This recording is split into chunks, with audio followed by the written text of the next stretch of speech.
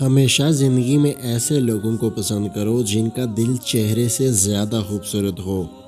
نکاح اللہ کا بنایا ہوا سب سے خوبصورت اور پاکیزہ رشتہ ہے۔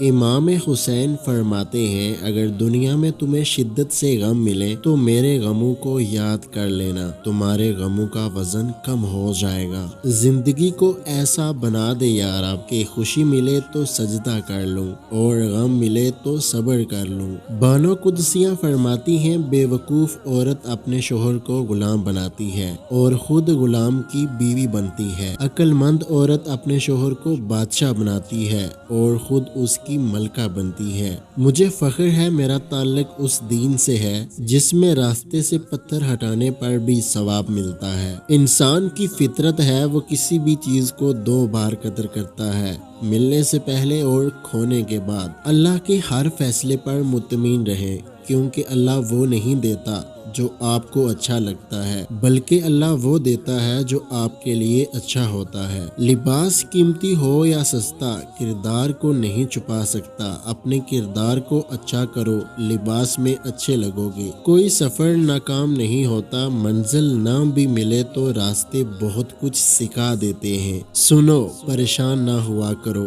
اللہ ہے نا۔ اگر آج کی ہماری یہ ویڈیو آپ کو پسند آئی ہے تو ہمارے YouTube چینل کو سبسکرائب کرنا مت بھولیے گا۔ اللہ حافظ۔